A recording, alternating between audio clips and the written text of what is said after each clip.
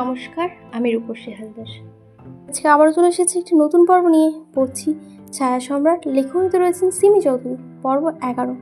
Mine পড়ে আছে একটা সাদা মেঝের ওপর, রক্ত ভেসে যাচ্ছে জামা কাপড়, কপাল ফেটে গেছে, ঠোঁটের পাশে লেগে আছে জমে যাওয়া গাঢ় লাল রক্ত। ওই নিথর শরীর দেখে মনে হচ্ছে প্রাণ পাখি যেন অনেক আগেই বেরিয়ে গেছে। অনুর চোখ দুটো ভয়ে বড় বড় হয়ে গেছে, হৃৎপিণ্ড যেন ছিটকে বেরিয়ে আসতে চাইছে। কিছুক্ষণ অপলক দৃষ্টিতে তাকিয়ে থাকার পর হঠাৎ করে নিচে বসে পড়ল অনু। কথা বলার কোনো ভাষা নেই তার, সব ভাষা হারিয়ে গেছে। হঠাৎ করে ওর মুখ থেকে বেরিয়ে আসে হৃদয় বিদারক এক চিৎকার, মায়ান। ওর গলা ফাটিয়ে সেই চিৎকারই যেন গোটা খন্দকার হাউসে বুলেটের মতো ছুটে আসে। এক মুহূর্তে ঘরের নিচতলায় সিঁড়ি কেঁপে ছুটে আসে বাসার সবাই। মোর্শেদা খন্দকার তো মাত্র একটু আগে বের হয়েছিলেন, তিনিও ভয় পেয়ে চোখ বড় করে ছুটে আসেন। তার ধারণা হয়তো জাহানারা খন্দকার কিছু করেছে অনুর। আজিজ খন্দকার কাউকে কোনো কিছুতে কখনো পাত্তা দেয় না। উনি সবে মাত্র ফ্রেশ হয়ে ডাইনিং রুমে এসেছেন, ব্রেকফাস্ট করে সবে মাত্র অফিসে যাবেন, কিন্তু অনুর এমন চিৎকারে তিনিও ছুটে আসেন সিঁড়ি পেরিয়ে। ঘরে ঢুকতেই সবাই দেখে অনু মেঝেতে বসে আছে, দুই চোখ ঝর্ণার মতো পানি ঝরছে, তবুও মুখে নিস্তব্ধতা, যন্ত্রণা। জাহানারা খন্দকারও কেমন অবাক দৃষ্টিতে তাকিয়ে আছে অনুর দিকে। তিনিও ঠিক বুঝতে পারছেন না হঠাৎ অনুর এমন চিৎকার করার কারণ কি। কি হয়েছে, কি হয়েছে বৌমা? অনু, কি হয়েছে মা? অনুকে বুকে জড়িয়ে নেয় মোর্শেদা খন্দকার। সবসময়ে নিজেকে গুটিয়ে রাখলেও এখন যেন মায়ের মমতা তার থেকে উপড়ে পড়ছে অনুর জন্য। মোর্শেদা খন্দকারকে পেয়ে অনুর কান্না যেন আরও বেড়ে গেল, ফুপিয়ে কাঁদতে লাগলো সে। কান্নার কারণে কথা বেরোচ্ছে না কিছুতেই। এই কান্নার মানে কি? কি হয়েছে? কেউ কি একটু বলবে কি হয়েছে? এই মেয়ে এভাবে মরা কেন, জুড়েছে কেন? রেগে বললেন আজিজ খন্দকার। ততক্ষণে মেহুল আর মোহনাও জড়িয়ে ধরেছে অনুকে। অনু যেন কেঁপে উঠল এমন গর্জনে, কোনো মতে কান্না থামে ফিসফিস করে বলল, মায়ান, ও রক্তে ভেসে যাচ্ছে, কেউ কেউ মেরে ফেলেছে ওকে। এ কথা শোনা মাত্র সবাই চমকে তাকায় ওর মুখের দিকে। আজিজ খন্দকার এগিয়ে এসে অনুর হাত থেকে ফোনটা ছিনিয়ে নেয়। ভিডিওটা তখন স্ক্রিনে আটকে আছে, আর তাতে দেখা যাচ্ছে মায়ের নিথর শরীর। সবাই ভিডিওটা দেখে যেন চমকে উঠল, কিন্তু আজিজ খন্দকার আর নাজনীন খন্দকার ভিডিওটা দেখে তেমন কোনো রিয়াকশন দিলেন না। ওদের মনে হচ্ছে যেন কিছু হয়নি, সব কিছু নর্মাল আছে। কিন্তু বাকি সবাই স্তব্ধ হয়ে গেছে, কেউ কিছু বলতে পারছে না, শুধু একটা না কাঁপতে থাকে অনু। হঠাৎই মোর্শেদা খন্দকার অনুর দিকে তাকিয়ে ফিসফিস করে বলে উঠলেন, তুই তুই ফোন পেয়েছিস কোথায়? এই বাড়িতে তো মেয়েদের ফোন ব্যবহার করা নিষিদ্ধ, আর এমন ভিডিও তুই কোথায় পেলি? কেউ কি পাঠিয়েছে তোকে এই ভিডিও? সবাই তাকিয়ে আছে অনুর দিকে, ও কখন কি বলবে এই আশায়, কিন্তু অনুর কোনো উত্তর দিল না। ঠিক এমন সময় আবারও ফোন বেজে ওঠে। একটা আননোন নাম্বার থেকে ভিডিও কল এসেছে। এই ঘরের মালিক মায়ান আবিদ খন্দকার একজন পুলিশ অফিসার। শুধু একজন পুলিশ অফিসারই নয়, ওর কাজের প্রতি একরকম অদ্ভুত দায়বদ্ধতা আছে। সময় অসময় বলে কিছু নেই ওর কাছে, যে কোনো সময় ওকে কল করতে পারে, জরুরি তথ্য লাগতে পারে। তাই নিজের রুমেই আলাদা ইন্টারনেট কেবল কানেকশন নিয়ে রেখেছে সে, আর সেখান থেকে অনুর ফোনেও সে একই লাইন কানেকশন করে রেখেছে সে, যেন ওর কোনো দরকার হলে নেটওয়ার্ক নিয়ে কোনো সমস্যা না করতে হয়। এই জন্য সবসময় অনুর ফোনে ডাটা অন করাই থাকে, তাই কলটা ঢুকতে কোনো অসুবিধা হয়নি তার। আজিজ খন্দকার ভ্রুকুচকে তাকালেন ফোনের দিকে, কিন্তু ততক্ষণে অনু উঠে দাঁড়িয়েছে। সে এগিয়ে গিয়ে কলটা রিসিভ করতে স্ক্রিনে ভেসে ওঠে একটা অন্ধকার ঘর। ঘরের এক কোণে বাঁধা অবস্থায় পড়ে আছে মায়ান, চোখ বন্ধ, ঠোঁট ফাটা, মুখে যন্ত্রণার ছাপ নিয়ে নিস্তেজ হয়ে পড়ে আছে সে। বুকটা ধীরে ধীরে ওঠানামা করছে। হঠাৎ করে স্ক্রিনে ভেসে ওঠে একটা মুখ, কিন্তু মাস্ক পরা, শুধুমাত্র চোখ দুটো দেখা যাচ্ছে। সে অনুর দিকে তাকিয়ে বিকৃত ভঙ্গিতে হেসে উঠে বলল, ও মা, এই যে দেখছি আমার প্রিয়। তো কেমন আছো সুইট হার্ট? অনেকদিন পরে দেখলাম তোমায়। ওর কণ্ঠ শুনে অনুর গা ঘিন ঘিন করে ওঠে, তবুও সে দাঁতে দাঁত চেপে স্ক্রিনের দিকে তাকিয়ে বলল, তোমার পাখনা গজিয়েছে নাকি হিটলার? তুমি কাকে আটকে রেখেছো জানো? তোমার কলিজায় কি একটু ভয় হচ্ছে না? বাহ, পাখির মুখে তো দেখি বুলি ফুটেছে। অবশ্য ভালো লাগছে তোমার। উফ, কি ফিগার বানিয়েছো মায়েরি, একদম ফিদা হয়ে গেছি। ডিএসপির পাওয়ার আছে বলতে হয়, আর তার 2 দিনের ছোঁয়ায় একদম ঝাক্কাস একটা মাল তৈরি হয়েছে। উফ বেবি, কবে যে পাবো তোমায়? সকলে তাকিয়েছিল ফোনের স্ক্রিনে, কিন্তু হিটলারের মুখে এমন বিকৃত ভঙ্গিতে কথা শুনেই সকলেই মাথা নিচু করল। অনু নিজেও সকলের সামনে অস্বস্তিতে পড়ে গেল, কিন্তু থামল না। উল্টো ঝাঁঝালো কণ্ঠে বলল, কুকুরদের তো সবাইকেই কুকুরের মতোই মনে হয়, আর এটাই স্বাভাবিক। কিন্তু কি করব বলতো? তোর মতো 2 টাকার হিটলারকে অন্যরা ভয় পেল, এই অনামিকা ভয় পায় না। এখন শুধু তুই বল, মায়ানকে কেন আটকে রেখেছিস, আর এসবের মানে কি? এটার অনুর কথায় হাসলো, তারপর বলল, বাবা, আমার ঝাঁসি রানী তো দেখি তেজ এখন আগের মতোই আছে। সে যাই হোক, কাজের কথায় আসি। তোমার পুলিশ সাহেবকে আটকে রেখেছি শুধুমাত্র তোমার জন্য একটা ডিল করতে চাই। তুমি শুধু আমার কথা মতো কাজগুলো করবে, আর তার বিনিময়ে তোমার পুলিশ সাহেব আরামে বাড়ি ফিরবে। নাহলে বুঝতেই তো পারছো, এই ভিডিওটা তো শুধু ট্রেলার ছিল, ফুল সিনেমা কিন্তু এখনো বাকি। অনুর মুখে ফ্যাকাশে হয়ে যায়, কিন্তু সে গলা শক্ত করে বলে ওঠে, কি চাস তুই? কি করলে ছেড়ে দিবি ওকে? হিটলার হেসে ওঠে, তারপর ঠান্ডা গলায় বলে, আমার দরকার সেই পেন ড্রাইভ আর ফাইলটা, যেটা তুমি তদন্তের সাথে চুরি করে নিয়ে গিয়েছিলে আমার ডেটাবেস থেকে। ভেবে দেখো অনু, আমি কিন্তু অন্য কিছু নিচ্ছি না। একবার মাত্র অফার, এগুলো আমাকে দিয়ে দাও। আমি মায়েরকে ছেড়ে দিচ্ছি, না হলে ওর নিঃশ্বাস থেমে যাবে। অনু থমকে যায়। চারপাশে সবাই মনোযোগ দিয়ে শুনছে সে ভয়ানক কণ্ঠ, কিন্তু কেউ কিছু বলছে না। একমাত্র মোহন আর মেহুল মোর্শেদা খন্দকারকে ভয়ে কেঁদে ফেলেছেন। হিটলার নামের লোকটা কে, কিসের পেন ড্রাইভ আর কিসের ফাইলের কথা বলছে, কেউ বুঝতে পারছে না। অনু একবার সবার মুখের দিকে তাকালো, তারপর ঠোঁট চেপে কণ্ঠ শক্ত করে বলল, না, আমি কিছু দেবো না। তুই যা খুশি কর। আমার মায়ান যদি আমার সামনে না ফেরে, তবে তোকেও যে আমি বাঁচতে দেবো না হিটলার। এই ফাইল দিয়ে আমি পুরো পৃথিবীর সামনে তোর মুখোশ করে দেব। বলে যাস না আমি কে আর ঠিক কী করতে পারি। হিটলার মুখ মুহূর্তেই গম্ভীর হয়ে যায়, তারপর হঠাৎ করে সে অট্টহাসিতে ফেটে পড়ে। ঠিক আছে সুইটহার্ট, তুমি যা চাইছো তাই হবে। এই কথা বলে সামনে দাঁড়ানো একটা ছেলের থেকে পিস্তল কেড়ে নেয় সে, গুলি চালিয়ে দেয় মায়ের পায়ে। মায়ের চিৎকার করে ওঠে, আর রক্ত ছিটকে পড়ে মেঝেতে। অনুর গলা শুকিয়ে যায়, এক মুহূর্তের জন্য স্তব্ধ হয়ে যায়, শব্দ আটকে যায় বুকের মধ্যে। তারপর চিৎকার করে কাঁদতে কাঁদতে বলে, দয়া করে থামো থামো প্লিজ, আর আঘাত করো না ওকে, ছেড়ে দাও ওকে, অনুরোধ করছি তোমার কাছে। অনুর এমন মিনতি করাতে উচ্চস্বরে হেসে উঠল হিটলার। সে আবার ক্যামেরার সামনে এসে দাঁড়ায়, চোখে আগুন আর ঠোঁটে এক হিংস্র উপহাস নিয়ে বলে, বাহ, সোজা তো তুই থেকে তুমি উন্নতি হয়েছে তাহলে। সে যাই হোক, তুমি তো বাচ্চা মেয়ে, তাই বাচ্চার মতোই থাকো, আমার সাথে খেলতে এসো না, নাহলে চোখের সামনে তোমার মায়েরকে এমনভাবে শেষ করে দেবো, যেটা শুধু চেয়ে চেয়ে দেখা ছাড়া তোমার কাছে অন্য কোনো অপশান থাকবে না। তোমাকে দুপুর 12টা পর্যন্ত সময় দিলাম, এর মধ্যে ফাইল আর পেন ড্রাইভ নিয়ে চলে আসবা। তুমি তো চেনোই আমার রাজপ্রাসাদ, চলে এসো কেমন? আর হ্যাঁ, বেশি চালাকি করো না, ওর ফল কিন্তু ভালো হবে না। অনুকে আর কিছু বলার সুযোগ না দিয়ে কল কেটে দেওয়া হলো হিটলারের পক্ষ থেকে। ওর বুকের ভেতরটা যে খান খান করছে মায়েরকে ছাড়া, চোখে জল অশ্রুতে বাধা মানছে না। হাতের ফোনটা শক্ত করে চেপে ধরেছে। মায়ান সেই রক্তাক্ত দেহ, চোখের সামনে ওর পায়ে গুলি করা, সকল দৃশ্য এখনও ওর চোখের সামনে ঘুরছে। বাড়ির অন্য সবাইও ততক্ষণে দম বন্ধ করে ওদের দুজনের কথা শুনছিল। হিটলারকে কেউ চিনতে পারলেও না পারলেও কথা ওরা অনায়াসে বুঝতে পেরেছে হিটলার একজন খারাপ আর ভয়ঙ্কর মানুষ, আর ওর হাতেই বন্দি আছে এই বাড়ির বড় ছেলে মায়ান আবিদ খন্দকার, যাকে ছাড়াতে হলে প্রয়োজন পেন ড্রাইভ আর ফাইল। কল কাটতেই জাহানারা খন্দকার ধীরে ধীরে এগিয়ে এসে অনুর কাঁধে হাত রেখে বলল, আমি জানি না এই হিটলার কে আর কিসের ফাইল ও চায় তোমার কাছে, কিন্তু ওটা না দিলে যে আমার দাদু ভাইকে ওটা মেরে ফেলবে। দিয়ে দাও ওদের ওটা, ফিরে আসুক আমার দাদু ভাই। অনু একবার চোখ তুলে তাকালেন জাহানারা খন্দকারের দিকে। দুই চোখ টলমল করছে ওনার। বয়স্ক মানুষ, দেখে মনে হচ্ছে ডান হাতে নিয়ে অনুর সাথে কথা বলছেন উনি। অনু ওনার ডান হাতটা নিজের হাতের মুঠোয় নিয়ে শীতলতম কণ্ঠে বলল, আমি ওকে মরতে দেব না, আপনি চিন্তা করবেন না দাদি। আপনার দাদুভাইকে সাথে নিয়ে ফিরবো আমি হারাবো না, মায়ের কিচ্ছু হবে না। ঘরে এক গুমোট ভারী নিস্তব্ধতা। মেহুলও এগিয়ে এলো অনুর দিকে, এরপর ওর সামনে দাঁড়িয়ে বলল, দাদির সাথে আমিও একমত, ভাবি প্লিজ দিয়ে দাও না, ও যা চাইছে দিয়ে দাও, ভাইয়াকে আমাদের ফিরিয়ে দাও, ওর অবস্থা খুব খারাপ।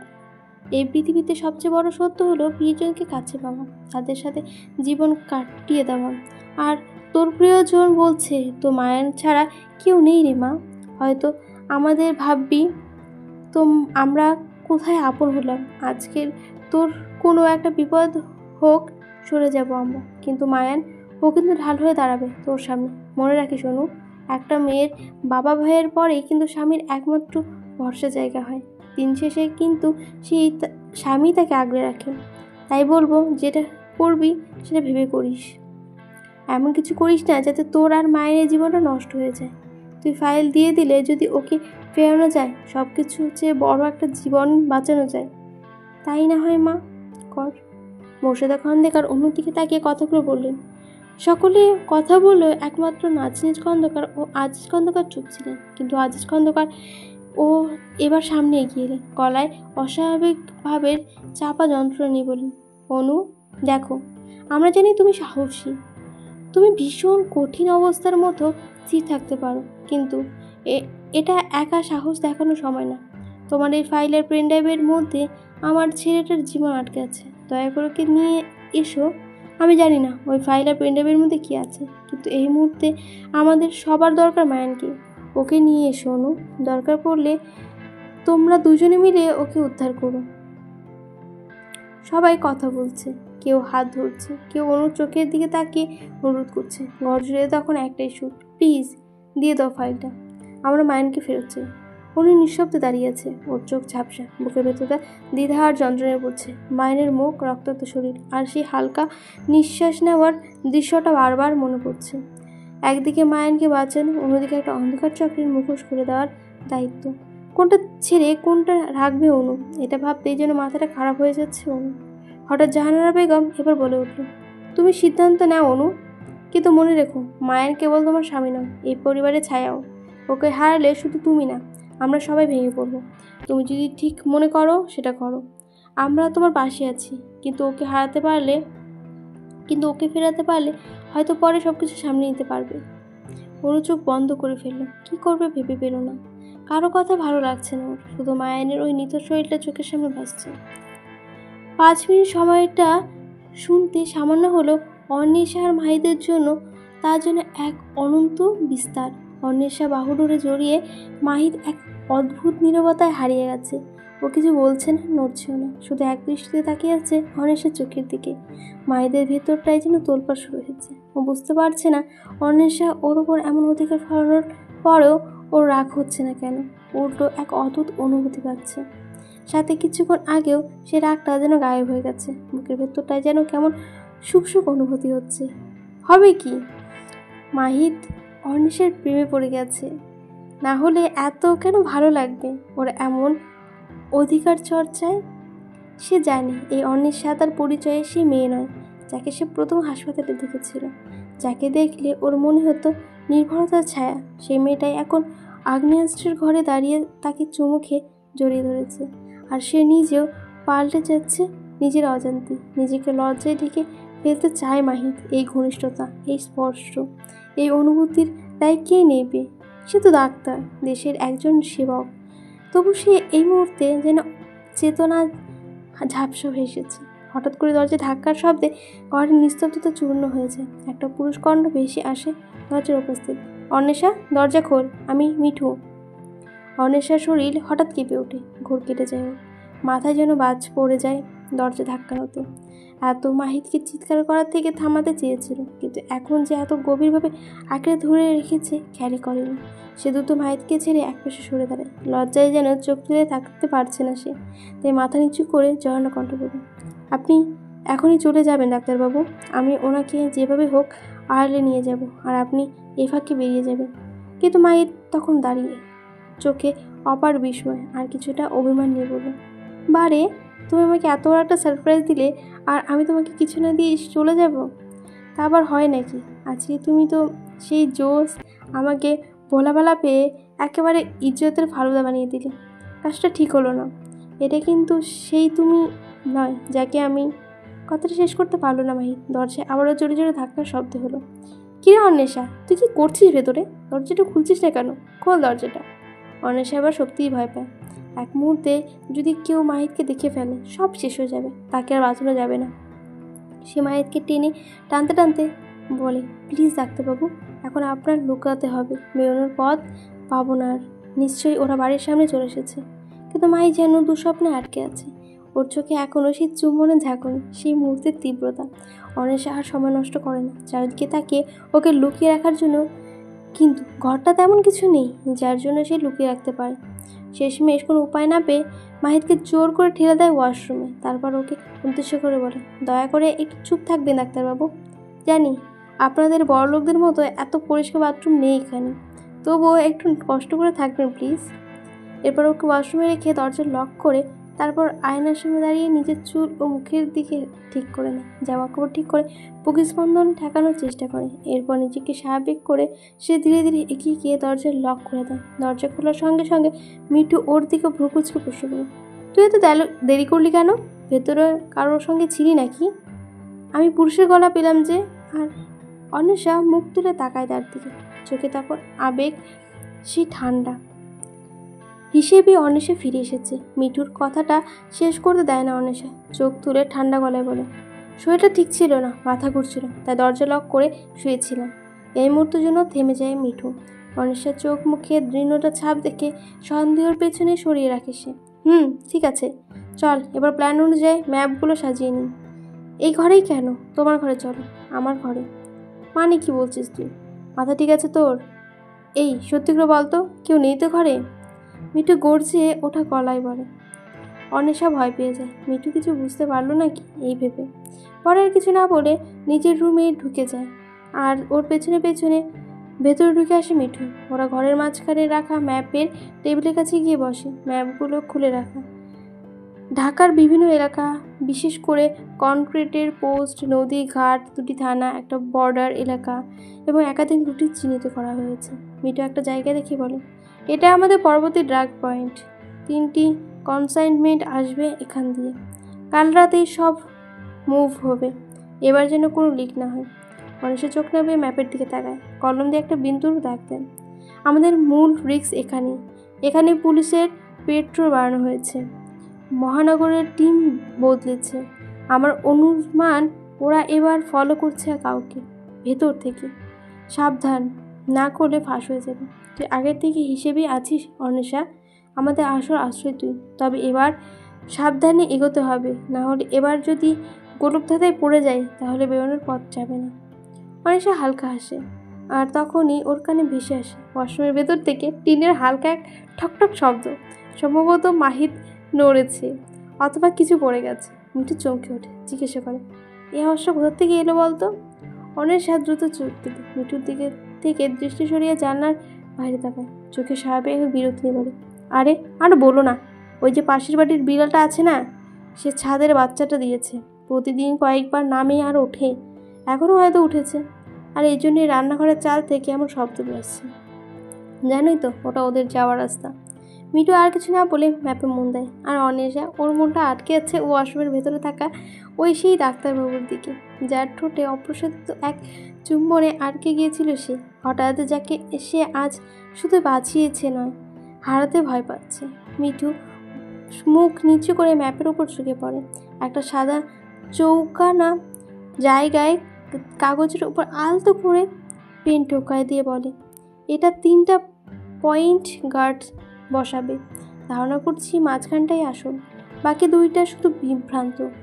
অনিশা ঠোঁট চেপে ভাবে কিছুক্ষণ, তারপর শান্ত কণ্ঠে বলে, 3 নম্বর ওটাই আমাদের টার্গেট। ওটা ভাঙলে নাকি সব অটোমেটিকলি খুলে যাবে। মিঠু হালকা হাসে, কিন্তু চোখে শীতল ঝিলিক নিয়ে বলে, আর যদি আমাদের লোকেদের কেউ ট্রেড করে?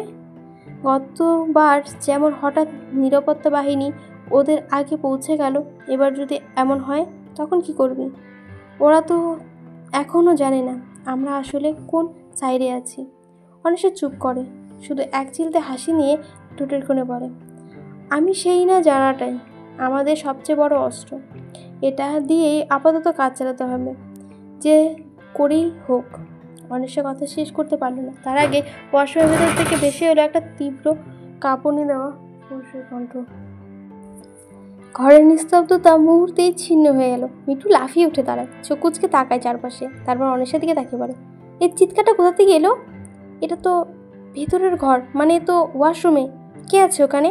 কাকে এনেছিস আমাদের আস্তানায়? মিঠুর কণ্ঠে এখন সন্দেহের ছায়া স্পষ্ট। অনিশার মুখে যেন রক্ত জমে গেছে ভয়ে। হাতের কলম ছিটকে পড়ে যায় টেবিলের নিচে। মাথার ভেতর ঝড় চলছে। কেন মাহিদ হঠাৎ এমন চিৎকার দিল? ও আবার কোনো বিপদে পড়লো নাকি কিছু থেকে ভয় পেয়েছে যার জন্য চিৎকার করলো? মনে মনে বিড়বিড় করে চিন্তা করলো। ওপরে স্বাভাবিক থাকার চেষ্টা করলো সে। আমার রুমে আবার কে আসবে? তুমি অযথা ভাবছ। কিন্তু মিঠু এবার আর কোনো কথা ধরা দিল না। ওর চোখ ঠান্ডা, সন্দেহ ভরা। সে কোনো কথা না বলে ধীরে ধীরে এগিয়ে গেল ওয়াশরুমে দরজা খুলতে। মাই তাড়াহুড়ো করে বেরিয়ে এসে অনেককে জড়িয়ে ধরলো। তারপর ভয়ে কাঁপতে কাঁপতে বলল, তোমার ঘরে টিকটিকি আছে? আগে বলবা না? আমি টিকটিকি দিয়ে অনেক ভয় পাই। যদি আমাকে খেয়ে নিত তখন কি হতো বলো তো? মাই রাতে কিছু বললো। অনেশে ওর দিকে খেয়াল নেই। সে তো তাকিয়েছে মিঠুর দিকে, কারণ মিঠুর ওর দিকে রাগের দৃষ্টিতে তাকিয়ে আছে। হঠাৎ করে আরও 8-9 জন মানুষ ঢুকে পড়লো অনেশার ঘরে। এরপর মাহিদ বা অনেশা কাউকে কিছু বলার সূচনা দিয়ে মাহিদকে টেনে নিয়ে বসিয়ে দিল ওর মাথায় পিস্তল তাক করে। অনেশা যেন ভাবের চাকা খেয়ে গেল। কাজগুলো এত তাড়াতাড়ি ঘটলো যে ওর মাথায় যেগুলো ঢুকতে অনেক সময় লাগলো। যখন সে বুঝলো ভাবগতি ভালো নয়, তখন সে কথা না বলে মিঠুর পায়ে পড়ে গেল সে। এরপর কাঁদতে কাঁদতে বলল, ওনাকে ছেড়ে দাও মিঠু ভাই। অন্যর কোনো দোষ নেই, উনি কিছু জানে না। উনি অনেক ভালো মানুষ, অনেক বড় ঘরের ছেলে তিনি। প্লিজ ছেড়ে দাও ওনাকে। আমি কথা দিচ্ছি, তুমি যা বলবে আমি তাই করব। দয়া করে ছেড়ে দাও মিঠু ভাই, প্লিজ। পাগলের মতো বিলাপ করে কাঁদতে লাগলো অনিশা।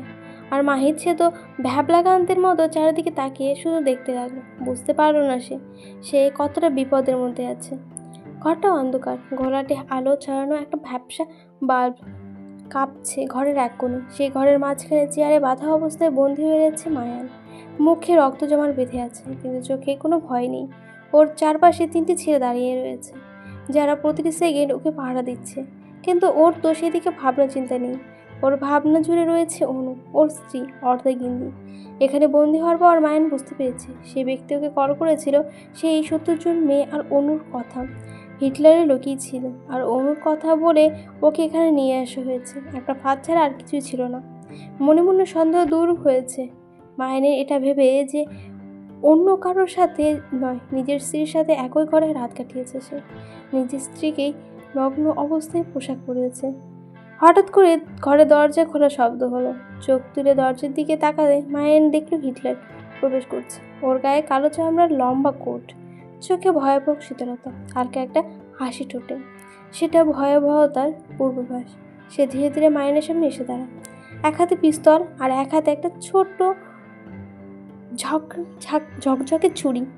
ধীরে ধীরে সে ছুরিটা মায়ানের গলায় একটু চেপে ধরে পড়ল। দেখছো তো ডিএসপি, তোমার ক্ষমতা এই বাঁধনের সীমাবদ্ধ। আমি তোমাকে ছাড়াতে আসিনি, আমি তোমাকে ভেঙে দেব। তোমার ভেতর থেকে ভালো মানুষের মুখোশটা টেনে ছিঁড়ে ফেলবো। ওর কথায় মায়ের উচ্চস্বরে হেসে ওঠে। তারপর বলে, তুমি সত্যি মেন্টাল আছো। কে যে তোমাকে এসব বশ বানিয়েছে সেটাই ভেবে পাচ্ছি না। আচ্ছা, যদি মুখোশ পরে থাকবো তবেই তা তুমি মুখোশ খুলবে, তাই না? আর না পড়লে কীভাবে খুলবে বলো তো? তাছাড়া মুখোশ তো তুমি পরে আছো। হিটলার অবাক নয়নে তাকে মাইনে দিল। সে ভাবতে পায় না এত বিপদের মধ্যে একজন মানুষ হাসে কীভাবে। তো সে এবার রেগে গিয়ে ছুরিটা আর একটু চেপে ধরে বলল, তুমি যতই লড়ো না কেন অফিসার, তাতে কোনো লাভ হবে না। তোমার প্রতিটি প্রাণশক্তি আমি লুণ্ঠন করব। তোমার মনের স্বপ্নগুলোকে আমি কালো ছায়ায় ঢেকে দেব। তুমি তোমার নিজের চোখে তোমার স্ত্রীর আগুনে ঝলসাতে দেখবে। তখন বুঝবে আমি হিটলার না অন্য কিছু। হিটলারের এমন কথায় মায়ান ভয় পেল না। সে গলা শক্ত করে বলল, তুমি পাগল হতে পারো, বিকৃত হতে পারো, কিন্তু আমি তোমার দায়িত্বে অবিচল। তুমি যতই আমার জাল ছড়াও না কেন, আমি যেটা ভেদ করে ঠিক বেরিয়ে আসবো। হিটলার আর কথা বাড়ায় না। গলা থেকে ছুরিটা সরিয়ে নিয়ে এবার পকেটে রেখে একটা ছোট্ট প্রজেক্ট বের করলো। ঘরের এক কোণে সাদা দেওয়ালে ভেসে উঠলো একটা ভিডিও। সে ভিডিওটা সে অনুকে পাঠিয়েছিল। পুরো ভিডিওটা সে মায়ানকে দেখালো। ভিডিও শেষ হতেই হিটলার ধীরে ধীরে মায়ানের দিকে ঘুরে দাঁড়িয়ে ঠোঁট দিয়ে অদ্ভুত একটা সাইকো কিলারের মতো হাসি দিয়ে বলল, ফেসটা দেখেছো ভালো করে? পুরোই তুমি, তাই না? কিন্তু তুমি তো এখানে নেই, তাহলে ওটা কে? ওটা তোমার ভাই নাকি? তুমি যতই চেষ্টা করো হিটলার, কাউকে ধোকা দিতে পারবে না। আর মাহিদের কথা বলছো, আমার ভাইকে আমি চিনি। তাই দয়া করে উল্টোপাল্টা ভিডিও আমার সামনে দিয়ে নিজেকে জোকার বানিও না, কেমন? ব্রিলিয়েন্ট যাচ্ছ, ঠিক ধরেছ। ওটা তোমার ভাই বা তুমি না, ওটা আরেকজন যার মুখে তোমার মুখোশ বসিয়েছি। চোখে ভয়, মুখে হতাশা, একদম তোমার মতোই। কিন্তু তোমার পরিবারের তো এটা জানে না। তাদের কাছে আমি ভিডিওটা পাঠিয়ে দিয়েছি, বলেছি 12টার মধ্যে পেন ড্রাইভ আর ফাইল না নিয়ে গেলে তোমাকে মেরে ফেলবো। আর তোমার প্রাণপ্রিয় স্ত্রী সামনে একটা নাটক সাজিয়েছি। এসব বিশ্বাস করে নিয়েছে সে। মাইন একটু চুপ করে গেল, ভয় পেয়ে গেল। সে যদি সত্যি অনুর হাতে কিছু থাকে তাহলে সে সেটা নিয়ে চলে আসলে দুজনে বিপদে পড়ে যাবে। ভেতর ভেতর ভয় পেলেও সেটা প্রকাশ করলো না সে। শক্ত কণ্ঠে বলল, তুমি হয়তো ভাবছো তোমার এই নাটকে আমাকে ভেঙে দেবে। তোমার মুখোশ আর ভয়হীনতা আমার বিশ্বাসকে নাড়িয়ে দিতে পারবে না। সেটা কখনো হবে না হিটলার। আমার পরিবার আমাকে জানে, তারা তোমার মতো জানোয়ারের ফাঁদে পা দেবে না। আর অনু, সে তোমার পাপের রাজ্য তো শেষ পেরেক ঠুকবে। হিটলার এবার জোরে হেসে উঠল। আরে, এই সাহসটাই তো দেখতে চেয়েছিলাম। তোমার চোখে আলো ফিকে হওয়া আমার প্রতি প্রিয় দৃশ্য হবে। অফিসার, তুমি যে কবে বুঝবে এই যুদ্ধ আমি শুরু করিনি, করেছে তোমার বউ, আর সেটা শেষ করব আমি। দুজনের কথাবার্তার মধ্যেই ঘরের দরজা খুলে একটা ছেলে ঢুকে পড়ল। বস, একটা মেয়ে এসেছে, নাম অনু, সাথে একটা ফাইল আর পেন ড্রাইভ, দুটোই এসেছে। শব্দগুলোর জন্য বাজের মধ্যে আঘাত হানলো মায়ের বুকে। ওর পুরো শরীর যেন মুহূর্তে কেঁপে ওঠে। সে আতঙ্কিত গলা, না, অনু কেন এখানে আসবে? ও কেন কেন এসব নিয়ে এসেছে? তুমি কি কিছু করো না হিটলার। ও জানে না তুমি কতটা ভয়ঙ্কর। হিটলারের হাসিটা হঠাৎ যেন আরও গভীর হলো। সে এক পা করে এগিয়ে মাইনের চোখের দিকে তাকায়, মুখটা একদম কাছে নিয়ে ফিসফিস করে বলল, অবশেষে নাটক জমেছে। তোমার স্ত্রী, প্রেম, সাহস আর আত্মত্যাগের প্রতীক, আজ নিজেই শিকারে পরিণত হবে। ও নিজের হাতে তোমার মৃত্যুর চাবি নিয়ে এসেছে, বুঝলে অফিসার? তারপর সে সেখান থেকে রাখা একটা চেয়ারের পেছনে ঠেলে দিয়ে তাতে বসে, বাহুর মাংসপেশি টান টান করে বলে, চলো দেখা যাক তোমার স্ত্রী তোমাকে কতটা ভালোবাসে। ও যদি ফাইল দিয়ে যায় তাহলে তুমি বেঁচে যাবে, কিন্তু এই দেশটা পুড়ে যাবে। আর যদি না দিয়ে যায় তাহলে তুমি মরবে, আর তার চোখের সামনে তোমার মৃত্যু হবে, অসহায় এক মৃত্যু। এরপর উচ্চস্বরে হাসতে থাকে হিটলার, আর মায়ান অসহায় দৃষ্টিতে তাকিয়ে থাকে ওর দিকে। মনে মনে একটাই কথা ছুটে চলেছে, অনু এসো না এখানে, এখানে যে মৃত্যু অপেক্ষা করছে। পর্বটা কিন্তু শেষ হয়ে গেল। কেমন হয়েছে অবশ্যই জানাবেন। ভালো লাগলে অবশ্যই লাইক, কমেন্ট এবং সাবস্ক্রাইব করে দেবেন। ধন্যবাদ।